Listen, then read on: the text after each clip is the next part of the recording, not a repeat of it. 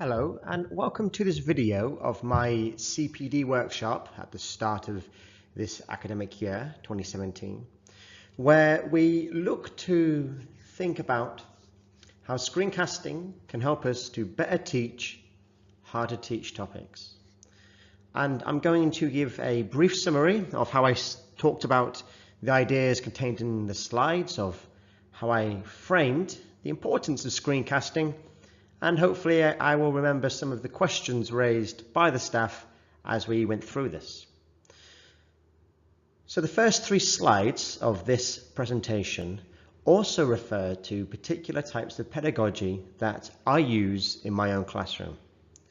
And at the start of my lessons, my students come in and they have upwards of 6 questions to answer before they then start to read in silence. And my school have implemented a policy that I heard a few days ago, that all students are going to come into lessons and are to have some silent reflection or quiet time at the start of each lesson. So that will be incorporated into this practice here. And the convention of this practice, which I read, I think it was Andy Tarby, is based upon a science teacher's work, where you have 3 distinct questions based on last lesson. So the 3 questions based on last lesson need to be simple, tangible, 1 or 2 word answers that students can complete, ideally reasonably quickly. Question 4 is then based upon last week. Question 5 is then based upon the previous module or term's work, and question 6 is the aim to apply something from last term or maybe earlier in the year to what you are studying this year. In this actual example, we start off with asking what would have given staff a better experience at school in terms of learning, and then we also wanted to raise what does metacognition mean, although we didn't focus on that. I then demonstrated how I use learning objectives in my current school, and again this is a tribute to the practice of Christian Still, and it's a 3-part type where we start off with a learning verb, and in this case it's based upon our school's wider learning to learn philosophy, this what we call Super 16, 16 learning verbs. Here it is create, then we have the content, which is to create a screencast. And then we have the purpose based on the so what or the so that by Carol Dweck, which in this case is so we can better teach hard to teach topics. And again, the idea behind this is so that we can create some student speak motivation in the course of the learning objective. Now, of course, within my actual training, we don't create much of a screencast in as much as we frame why we should do so and we see how we should do so. The actual process of creation is likely to come in the staff's own time. So the next slide that we use is based upon the idea that if we expect students to sit down for upwards of 6 hours a day and to listen to everything, where everything is prioritized, then of course nothing is prioritized. So the three priorities of this workshop are: 1, consider some thoughts about screencasting in the context of technology, and maybe technology versus education rather than just education. And again, this is based on some COBIS CPD that I delivered in Beijing and some of the thoughts that arose from that. And then the 2 other points are to create the screencast and commit to trying out one form. I then say to staff that if they wish to begin to play around with the software themselves, then they are free to do so. I would probably want to do that myself if I was in a session with a large range of abilities with technology. So now I come on to frame how I think screencasting is most useful. And I refer back to that question that I asked at the start: what would have made school better for learning when I was at school. And I spoke about how exemplars would have made life better. And a great teacher and now senior leader in my school, Louise Ford, speaks about how when we were at school, it was very rare to see exemplars, and certainly not always very good ones, and almost never, if at all, multiple versions. And we spoke a little bit about how, especially in English, when I was younger, I did feel a sense of being uncomfortable with sharing different ways of doing the same type of analysis or approaching the same text. For some reason, I really felt compelled to suggest to students that the way I taught how to approach analysis or a text was the way that they wanted to do, even if so that I do not confuse them. And part of this fear, this desire, I think is identified by Bernstein, who, whilst he's been somewhat discredited, I understand, for his use of codes in the classroom and in life, based upon class, he has a useful framing of school as being divided into subjects that are vertical and horizontal. And firstly, he divides knowledge itself into vertical and horizontal knowledge, with vertical knowledge being abstract academic knowledge that builds on itself, often created and found in formal environments, whereupon he identifies horizontal knowledge as being informal, created at home, and again, as it suggests, taken piecemeal as it is needed. In terms of vertical knowledge, he then discerns between vertical and horizontal subjects. So he demonstrates that vertical subjects are things like the sciences, the hard sciences, and maths, where knowledge again is more systematic and built upon a foundation of itself. In contrast, horizontal subjects, those in the humanities, take a little bit from many different disciplines. The effect of this in academia, Bernstein says, is that if you have, say, a Chinese peasant who is expert in maths, speaks to a French aristocrat about the same subject, they can really speak the same language and they can communicate. However, if you have, say, the same demographic and they are talking about literature, for example, there is a Noah structure there as well. The actual character and experience of the Noah really affects the interpretation and the use of the humanity disciplines. And the ultimate effect on this is that the worldview of the students is unsettled. And it is this unsettling of the worldview of students that I think we need to be aware of and perhaps even aim to promote in our screencasting. I then come to define screencasting itself, and I refer to some training that I delivered in York University over a period of years, where I taught podcasting, and ultimately I and the cohort came to define it as any kind of interactive media, be it merely auditory or visual, or maybe even interactive, and it's that material if it's shared both inside and outside the classroom. As an aside, we then made a tribute to the great Joe Roberts about the importance of visuals in PowerPoint.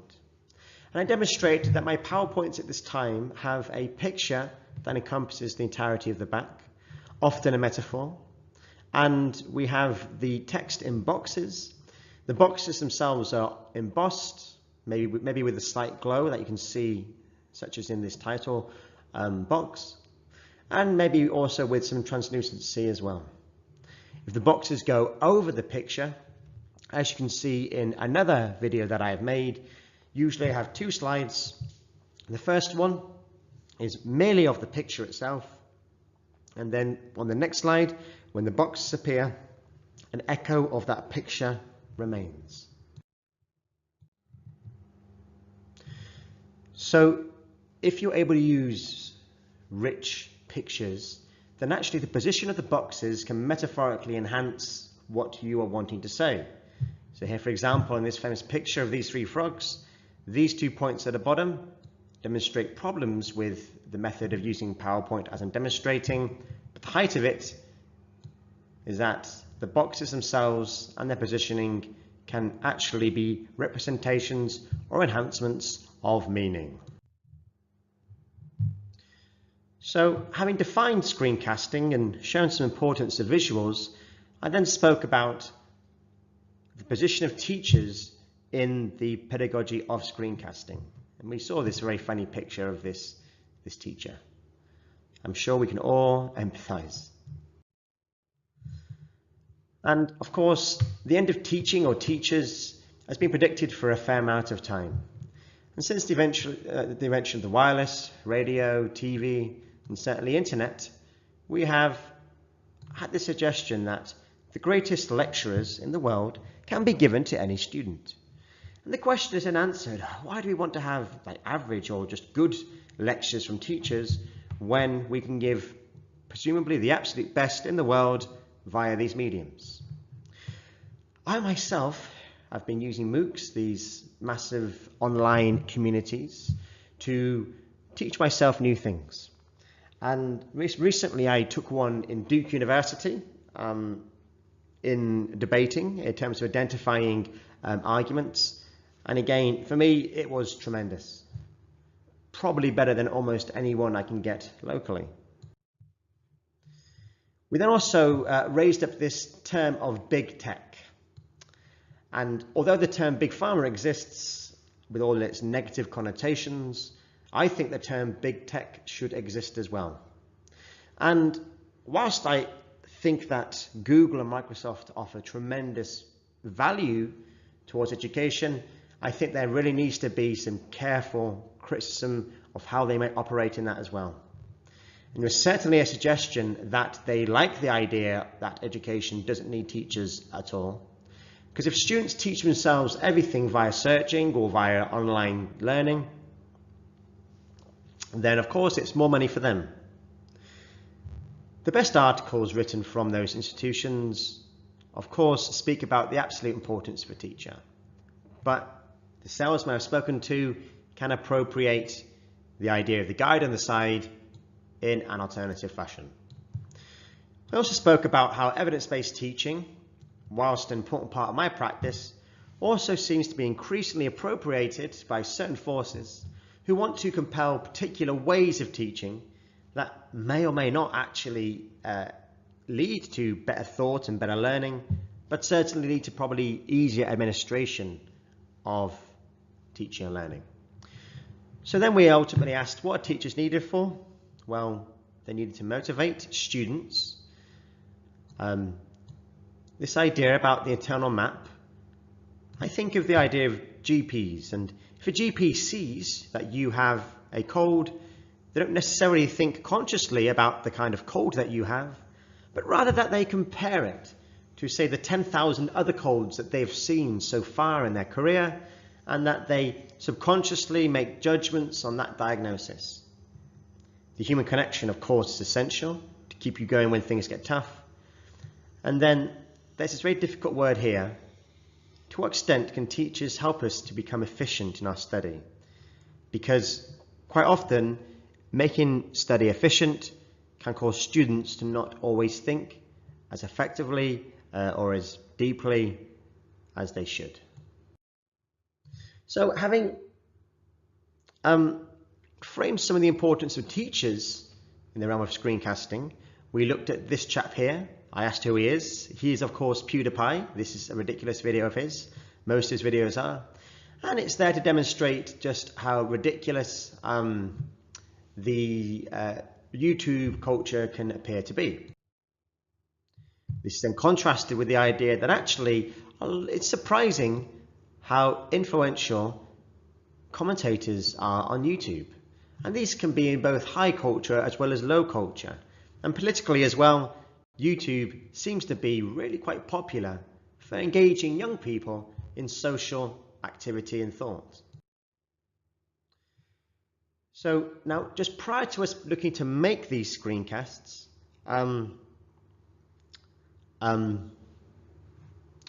we look at the question raised by the wonderful Simon Paul, which is why make any videos or screencasts if they already exist, and especially if they exist from very good teachers and screencast makers and YouTubers such as Mr. Andrew Bruff. And I remember some years ago, Mr. Bruff contacted me on my website to promote his web page, which I did very happily. And since then, he's had like 10 million views, at least 10,000 plus Amazon sales, and he's really responsive to his viewers as well. And I think he really gets a lot from what he does. He's a really good boon for the English community. And of course, multiple versions exist of analysing the same poems. There's a Mr. Salles, a Mr. Flynn, and several others as well. So, what is the purpose of making videos if others make them very well already? So, the three reasons that I think that we should make videos in the current climate of screencasting are given below. That they need to affect metacognition, they need to relate to exemplars, and again the idea of creating exam answers in real time, which I see a real dearth of that, particularly the latter. So then, before we look at actually how to make these screencasts, we considered, what does this word metacognition mean? And I remember sitting in some training a while back, many years in fact, finding that rather amusingly, but somewhat contentiously, many teachers stated that they had no idea of what metacognition actually means. And the truth be told, I thought they were being somewhat facetious, because metacognition itself is fairly understandable. Metacognition, thinking about thinking, seems to make sense, and even the naughtiest or the most guileless of people can understand that they are aware of their thoughts and they might need to have a filter about the things that they say, and that is itself a form of metacognition. But in some of my study that you'll see elsewhere on my website in due course, you will see that no one really does know what metacognition means, or rather they understand what it means in a basic level, but the term is being used in different ways by key experts. So here now we have tiered examples of how metacognition is being defined. And the first example is thinking verbally about your learning, creating a kind of narrative that you can see described elsewhere in the post in which this video appears. The next tier above that is really the height of my practice, and is again referred to in the two good blog posts you can see linked to in my post, which is that you demonstrate strategies for learning. But what I wish to aim for now is the point above, and that is sensing the right time to use those strategies. This ambition to create in learners the sensing of the right time to use such learning strategies is, I think, the height of metacognition. Again, it comes with practice. I wonder, are there ways of fostering that more efficiently in the context of the classroom? At the bottom, you'll notice here in red the reference to assessment for learning paperwork. And Dylan Williams really decried the implementation of his recommendations in many British secondary schools. And the reason why is that assessment for learning aims to encourage students to not only know strategies for learning, but also to develop the ability to use those strategies at opportune moments. And just because students have spent huge amounts of time ticking off vagaries of skill does not mean that they can actually use it. There is still a quantum leap from knowing what the skill is called to using it, and then finally using that at the right time. So AFL paperwork certainly looks to be an accountable fashion for approaching metacognition, but it can be actually actively detrimental to learning, especially if it is far too busy. I've seen in some other schools how some students are compelled to have ticked hundreds of boxes, or even worse, the teachers. So then summarized here is some research advice on metacognition and how it could be implemented in school. And the first point is that metacognition is most effective when it is subject specific, and that it is very useful to have cross-curricular thinking for the reasons said at the start of this presentation on Bernstein's horizontal and vertical subjects, knowledge and knowers. But the actual strategies that we need to be subject specific. Analysis in history, for example, is very different to analysis in English.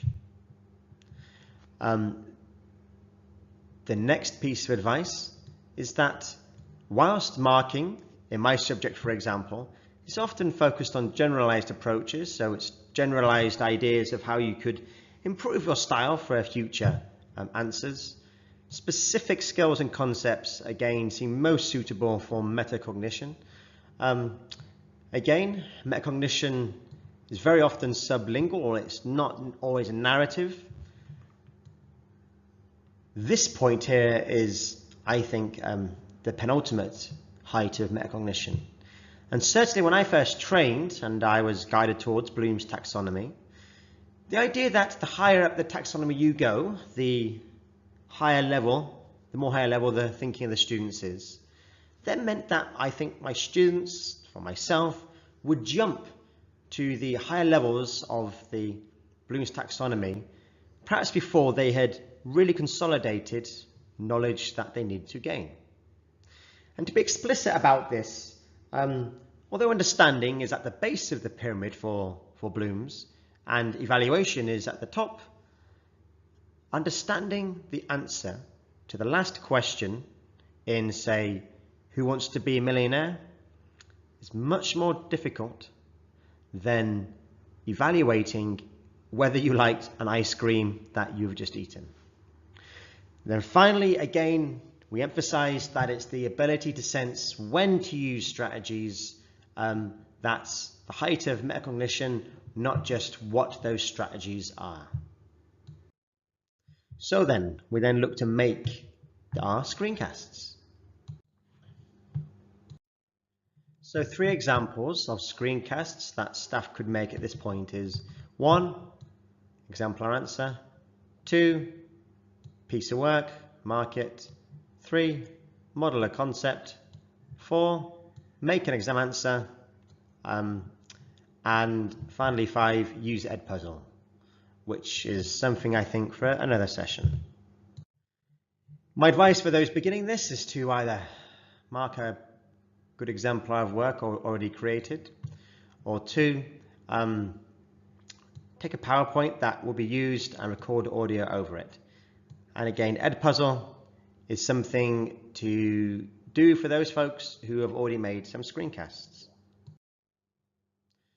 So at this point, I then demonstrated some of the things that I had on my website. You can click through onto this link. You can see 2 videos of how to make screencasts with both Screencast-O-Matic and PowerPoint. I recommend that staff initially use PowerPoint, and then Screencast-O-Matic can be used afterwards for more functionality. And again, because this is training, I would aim to interrupt staff before you finish. And truth be told, in the training, we didn't really get a chance to make much of any screencasts, because once I had shown and demonstrated some screencasts from this website, the time was pretty much up. So, in terms of consolidating, the best application is the one of marking work or talking through exemplars that have been sent. And there are many apps that can do this, explain everything, Educreations. The issue with all of them, of course, is workflow. And Screencast-O-Matic, I think, has the best workflow. You can just send links directly to students. Whereas with other apps, you have to create the video itself, then attach it, and that could be an issue. Again, Screencast-O-Matic and OneNote have ways of enabling you to create an effective and efficient workload. Another application is the exam answer in real time. And again, using a visualizer or typing something in Word allows you to focus on points of difficulty, and you can contrive these at the time, and you can use a timer. And again, examples of that exist on the web page on my website that you can see linked to from here. So we then came to conclude the session, and we wanted to talk about the need to begin to build the sense of when to use the strategies, not just the what around them. And the reason for this is because if we are able to contrive situations in which they are choosing for themselves without too much prompting specific strategies, then this is both functional and professional for their exam performance, but also important, this is ambitious for them intellectually and allows for us to demonstrate the place of challenge and liminality in education. And by this word, I mean that sense of uncertainty. And for us to achieve anything, students need to feel at points uncertain, challenged, worried, I would even say, so that they can overcome those feelings and to educate themselves to the best possible degree. And of course, as with all CPD, it is only useful if staff then aim to follow this up. Hence this video, hence the support and follow-up with other staff. And I think it is more than doable for every member of staff who came to this workshop this year to produce one video for at least 30 seconds based on one concept for their subject. And again, this could be shared with someone next to them, and ideally then shared to at least one class of students. So thank you for listening to this video. I hope you found it useful. And if you see some of the further thought on how our PE staff have created particular scenarios for encouraging the reflection of the best time to use certain skills, then I think you can see the next step in this process to creating metacognition that allows us to better teach difficult to learn concepts.